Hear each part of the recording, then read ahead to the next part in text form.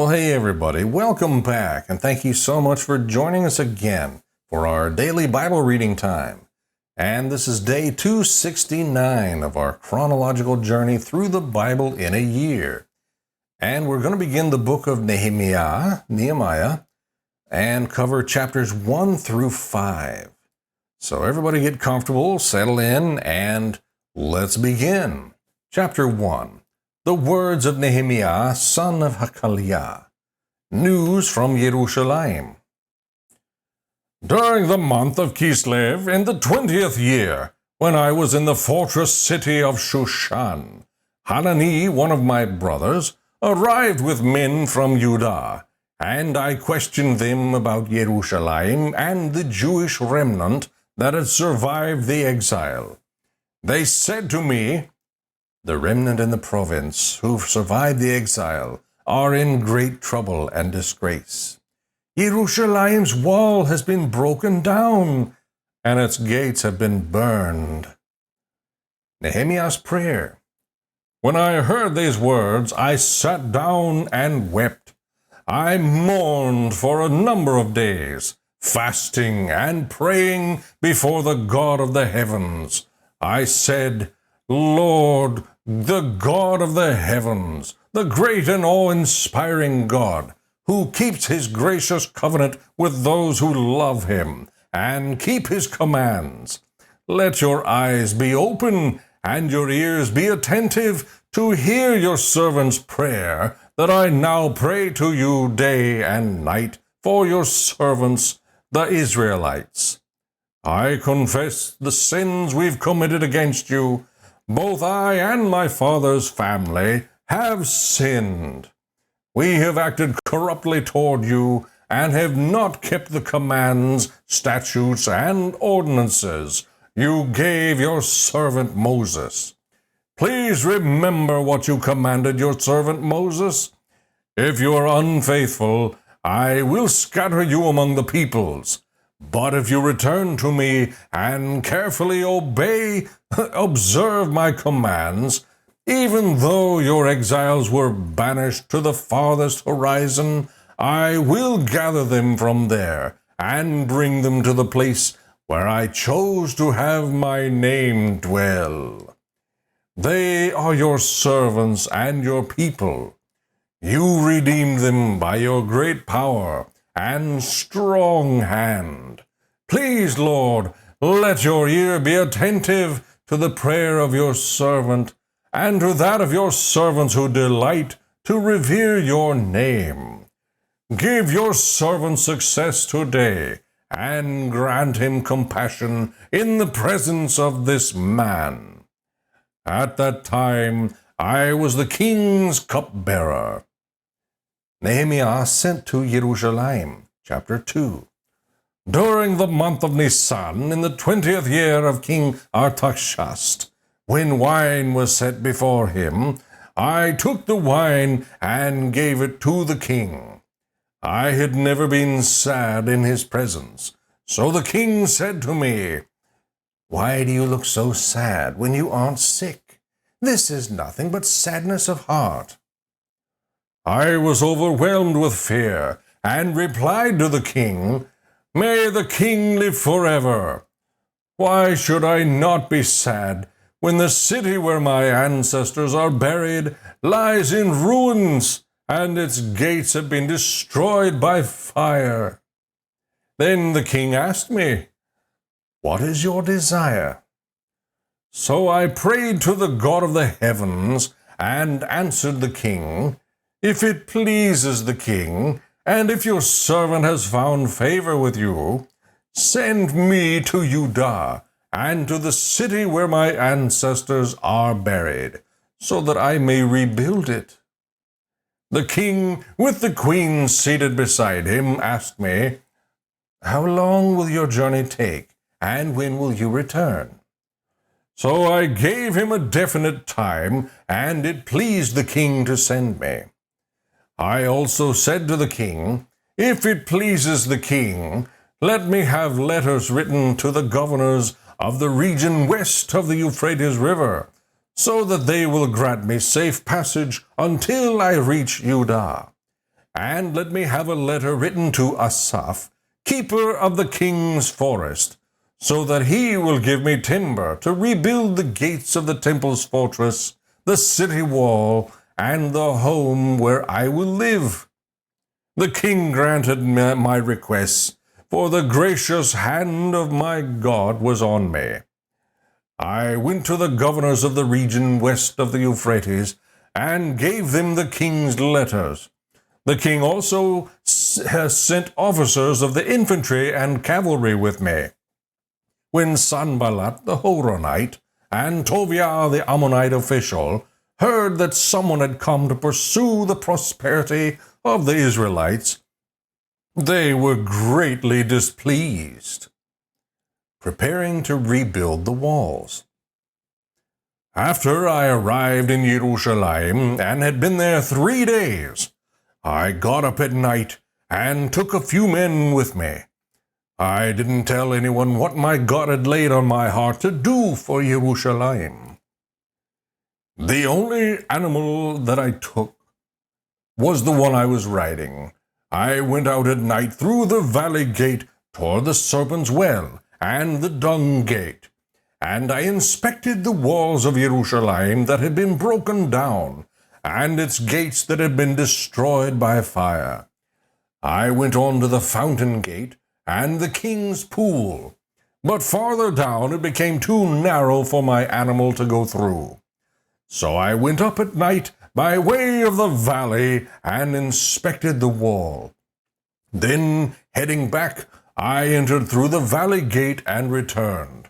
The officials did not know where I had gone or what I was doing, for I had not yet told the Jews, priests, nobles, officials, or the rest of those who would be doing the work. So I said to them, "You see the trouble we are in. Jerusalem lies in ruins, and its gates have been burned. Come, let's rebuild Jerusalem's wall, so that we will no longer be a disgrace." I told them how the gracious hand of my God had been on me, and what the king had said to me. They said, "Let's start rebuilding." And their hands were strengthened to do this good work. When Sanballat the Horonite, Tobiah the Ammonite official, and Geshem the Arab heard about this, they mocked and despised us, and said, "What is this you're doing? Are you rebelling against the king?" I gave them this reply: "The God of the heavens is the one who will grant us success. We, his servants, will start building, but you have no share, right, or historic claim in Jerusalem." Rebuilding the walls, chapter 3. The high priest Eliashib and his fellow priests began rebuilding the sheep gate.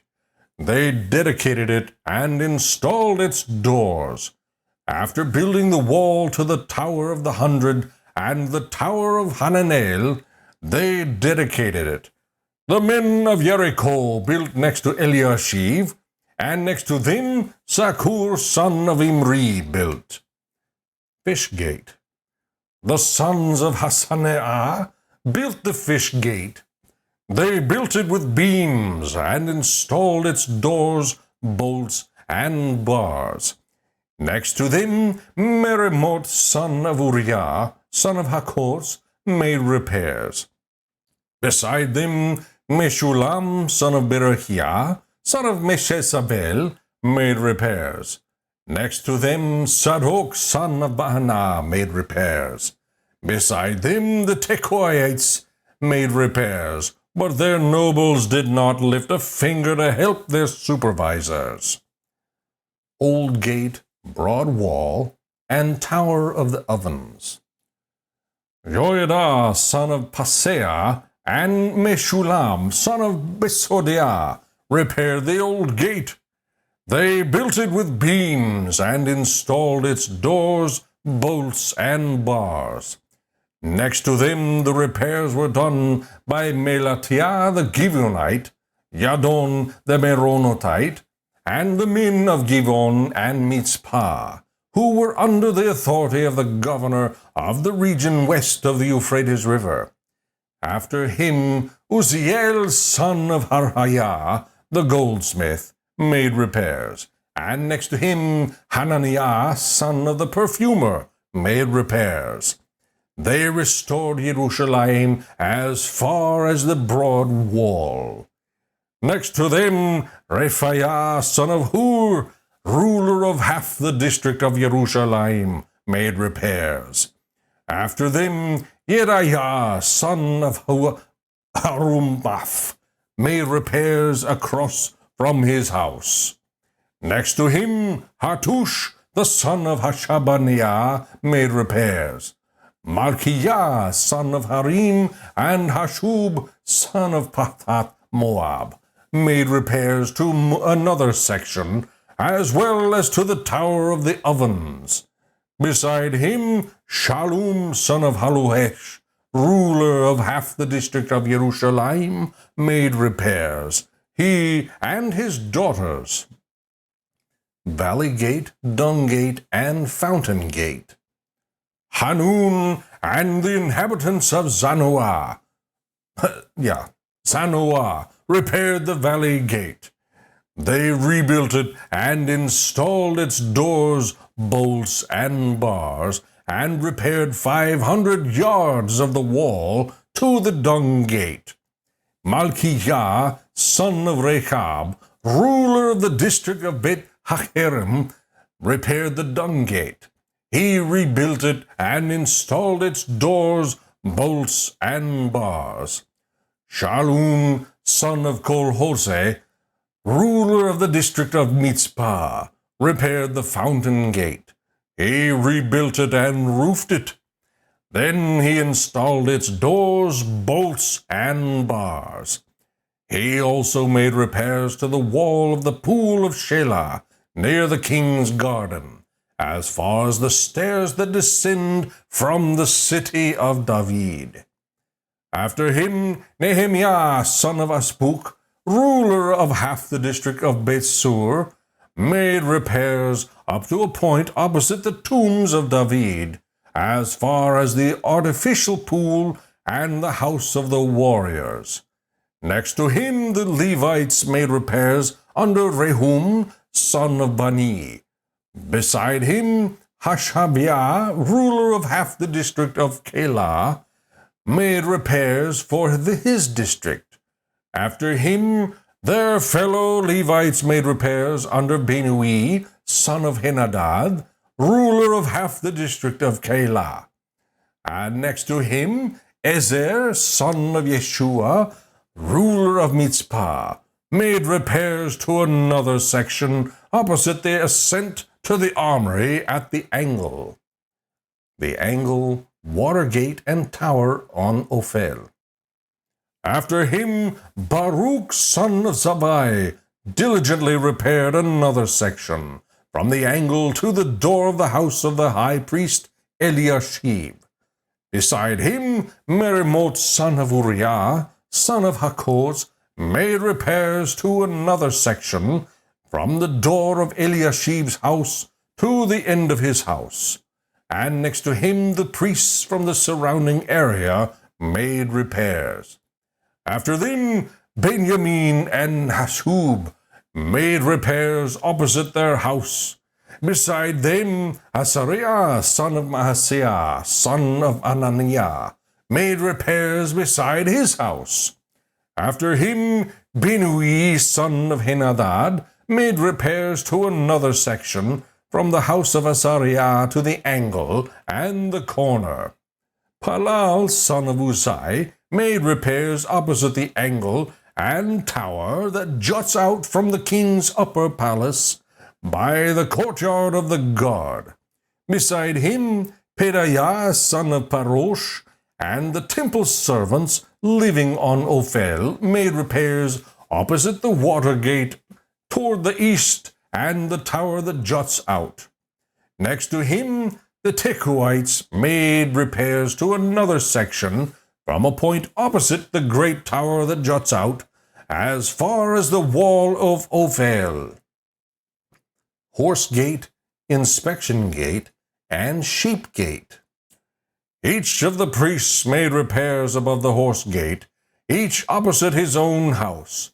After them, Zadok son of Immer made repairs opposite his house, and beside him Shemaiah son of Shechaniah, guard of the east gate, made repairs.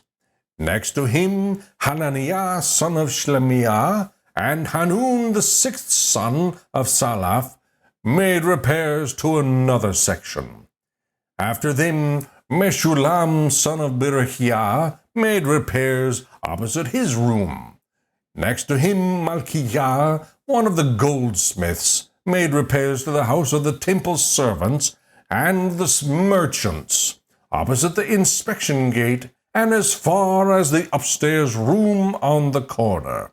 The goldsmiths and merchants made repairs between the upstairs room on the corner and the sheep gate. Progress in spite of opposition. Chapter 4. When Sanballat heard that we were rebuilding the wall, he became furious. He mocked the Jews before his colleagues and the powerful men of Shamron and said, "What are these pathetic Jews doing? Can they restore it by themselves? Will they offer sacrifices? Will they ever finish it? Can they bring these burnt stones back to life from their mounds of rubble?" Then Tobiah the Ammonite, who was beside him, said, "Indeed, even if a fox climbed up what they were building, he would break down their stone wall." Listen, our God, for we are despised. Make their insults return on their own heads, and let them be taken as plunder to a land of captivity. Do not cover their guilt, or let their sin be erased from your sight, because they have angered the builders. So we rebuilt the wall until the entire wall was joined together, up to half its height, for the people had the will to keep working. When Sanballat, Tobiah, and the Arabs, Ammonites, and Ashwodites heard that the repair to the walls of Jerusalem was progressing and that the gaps were being closed, they became furious. They all plotted together to come and fight against Jerusalem and throw it into confusion. So we prayed to our God and stationed a guard because of them day and night. In Judah it was said, "The strength of the laborer fails, since there is so much rubble. We will never be able to rebuild the wall." And our enemies said, "They won't realize it until we're among them and can kill them and stop the work." When the Jews who lived nearby arrived, they said to us time and again, "Everywhere you turn, they attack us." So I stationed people behind the lowest sections of the wall, at the vulnerable areas. I stationed them by families with their swords, spears, and bows. After I made an inspection, I stood up and said to the nobles, the officials, and the rest of the people, "Don't be afraid of them.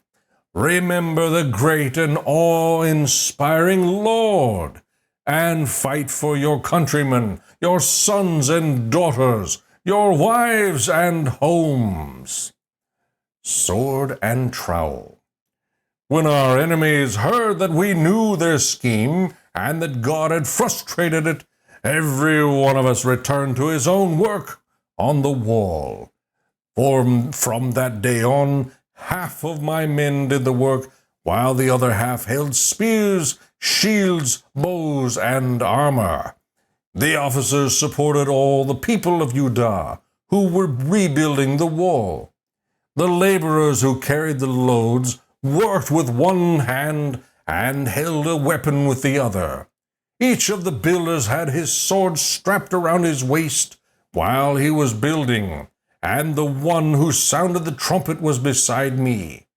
Then I said to the nobles, the officials, and the rest of the people, the work is enormous and spread out, and we are separated far from one another along the wall.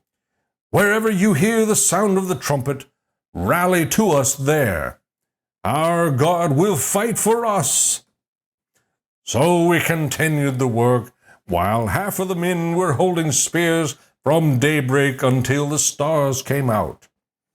At that time I also said to the people, let everyone and his servant spend the night inside Jerusalem, so that they can stand guard by night and work by day. And I, my brothers, my servants, and the men of the guard with me, never took off our clothes. Each carried his weapon, even when washing. Social injustice, chapter 5. There was a widespread outcry from the people and their wives against their Jewish countrymen. Some were saying, we honor our sons and our daughters are numerous. Let us get grain so that we can eat and live. Others were saying, we are mortgaging our fields, vineyards, and homes to get grain during the famine. Still others were saying, we have borrowed money to pay the king's tax on our fields and vineyards. We and our children are just like our countrymen and their children, yet we are subjecting our sons and daughters to slavery. Some of our daughters are already enslaved, but we are powerless because our fields and vineyards belong to others. I became extremely angry when I heard their outcry and these complaints. After seriously considering the matter, I accused the nobles and officials, saying to them, each of you is charging his countrymen interest. So I called a large assembly against them and said, we have done our best to buy back our Jewish countrymen who were sold to foreigners. But now you sell your own countrymen, and we have to buy them back. They remained silent and could not say a word. Then I said, what you are doing isn't right. Shouldn't you walk in the fear of our God and not invite the reproach of our foreign enemies? Even I, as well as my brothers and my servants, have been lending them money and grain. Please, let's stop charging this interest. Return their fields, vineyards, olive groves, and houses to them immediately, along with the percentage of the money, grain, new wine, and fresh oil that you have been assessing them. They responded, we will return these things and require nothing more from them.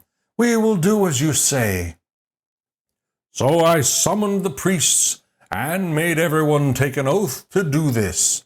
I also shook the folds of my robe and said, may God likewise shake from his house and property everyone who doesn't keep this promise. May he be shaken out and have nothing. The whole assembly said, Amen! And they praised the Lord. Then the people did as they had promised. Good and bad governors. Furthermore, from the day King Artaxerxes appointed me to be their governor in the land of Judah, from the 20th year until his 32nd year, 12 years, I and my associates never ate from the food allotted to the governor. The governors who preceded me had heavily burdened the people, taking from them food and wine, as well as a pound of silver.